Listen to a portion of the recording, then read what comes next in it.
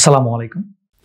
আপস বন্টন দলিল করার সময় যদি কখনো দেখা যায় যে কিছু ওয়ারিশ দেশের বাহিরে আছে বা জমিটা যে এলাকায় আছে তার বাহিরে আছে এবং সবাইকে একসাথে করা সম্ভব হচ্ছে না, সেক্ষেত্রে করণীয় কি?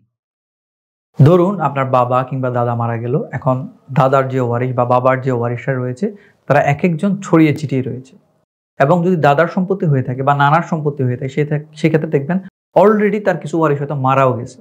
আপনার হয়তো কোনো চাচা মারা গেছে বা কোনো ফুফু মারা গেছে অথবা কোনো মামা মারা গেছে অথবা কোনো খালা মারা গেছে। এখন তাদেরও ওয়ারিশ বিভিন্ন জায়গায় ছড়িয়ে ছিটিয়ে আছে।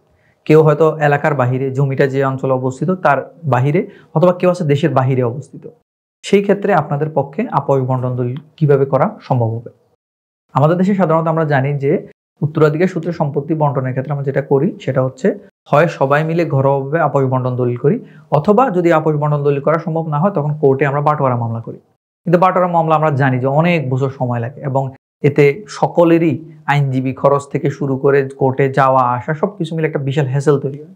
এই কারণে সবচেয়ে ভালো হচ্ছে সবাই মিলে বসে জমিটা যে সাব রেজিস্ট্রি অফিসের আন্ডারে, ওই সাব রেজিস্ট্রি অফিসে একটা দলিল সম্পাদন করে কে কোন দিক থেকে কতটুকু নিবে সেটা একটা দলিল করা। সেখানে কোনো সমস্যা নেই, কেউ বেশি নিতে পারে, কেউ কম নিতে পারে, কেউ টোটালি নাও নিতে পারে, ঠিক আছে। আবার এজমালি প্রপার্টি কতটুকু থাকবে সবগুলো সুন্দর করে নির্ধারণ করে সকলেই সাব রেজিস্ট্রি অফিসে উপস্থিত থাকবে এবং সাব রেজিস্ট্রির সামনে বলবে যে আমরা এই বন্টন দলিলটা করতে যাচ্ছি। তখন এটা রেজিস্ট্রেশন হয়ে গেলে অটোমেটিক্যালি যে যার মতো করে নাম জারি করে নিজ নিজ হিস্সা অনুযায়ী বা বন্টন দলিলে যেভাবে উল্লেখ করেছেন সেভাবে ওনারা সম্পত্তিটা বন্টন করে নিতে পারেন নিজ নিজ নামে। এখন সমস্যাটা কোন জায়গায়? সমস্যাটা হচ্ছে যদি এই ওয়ারিশদের মধ্যে কেউ থাকে ওই এলাকার বাহিরে, আবার কেউ থাকে দেশের বাহিরে, সেক্ষেত্রে করণীয় কি?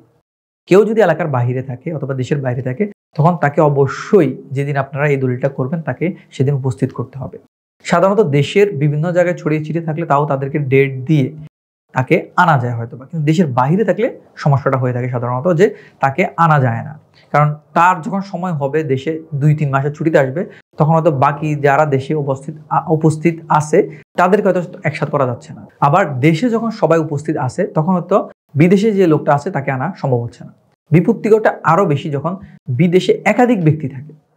ঠিক আছে, ধরুন আপনার দাদা মারা গেল, দাদা মারা যাওয়ার পরে তার সম্পত্তি বন্টন করবেন, কিন্তু আপনার কোনো ফুফাতো ভাই একজন বিদেশে আছে, আবার চাচাতো ভাই একজন বিদেশে আছে। এখন দুইজনকে এট এ টাইম ছুটি নিয়ে দেশে আনা এবং ওই সময় বাকি যারা দেশে আছে সবাইকে একসাথ করে আপস বন্টন দলিল করাটা অনেক সময় ডিফিকাল্ট হয়ে যায়। এই কারণে আমাদের দেশে অনেকে প্রচলিত কি সাব রেজিস্ট্রার সাহেবকে আগে থেকে জানিয়ে রাখে এবং কিছু ফিক্সিং করে রাখে, দুর্নীতি করে রাখে যে এর অনুপস্থিতিতেই হয়তো দলিলটা করে ফেলতেছে। ঠিক আছে, করে পরবর্তীতে বলে যে ঠিক আছে ও দেশে ছিল এরকম। কিন্তু এই কাজটা আপনারা কখনো করবেন না। ধরুন কোনো ব্যক্তি বিদেশে ছিল আর ওই বিদেশে থাকার পরিবর্তে তার নামে বা তার ছবির সাথে চেহারার সাথে মিল আছে এরকম আরেকজনকে দাঁড় করিয়ে আপনারা আপস বন্টন দলিল করে ফেললেন।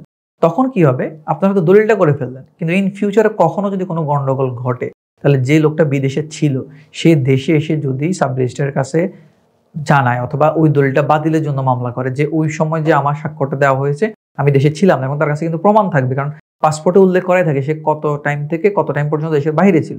সেক্ষেত্রে দলিলটা যদি সে বিদেশ থাকা অবস্থায় রেজিস্ট্রেশন হয়ে থাকে সেক্ষেত্রে তার কিন্তু প্রমাণ আছে যে আমি এই দলিলটা রেজিস্ট্রেশন করিনি। তাই এই ধরনের রিস্ক কখনো নেবেন না। অনেক জায়গায় শোনা যায় যে সাব রেজিস্ট্রারের অফিসে কিছু টাকা পয়সা দিয়ে দলিল লেখকদের সাথে ফিক্সিং করে কিছু টাকা খরচ করে একজনের অনুপস্থিতিতে একটা আপস বন্টন দলিল করে ফেলতেছে। এরকম অনেক অভিযোগ কিন্তু পত্রিকাতে আপনারা অনেক সময় পাবেন। পরবর্তীতে ওই লোক এসে মামলা দায়ের করে ওটাকে বাতিল করতেছে। তাহলে কি হবে? টাকায় টাকা গেল এবং পরিবারের মধ্যে একটা গন্ডগোল তৈরি হলো যে কারো অনুপস্থিতি আপনারা এই কাজটা করলেন কেন। আর এটার সমাধানটা কি?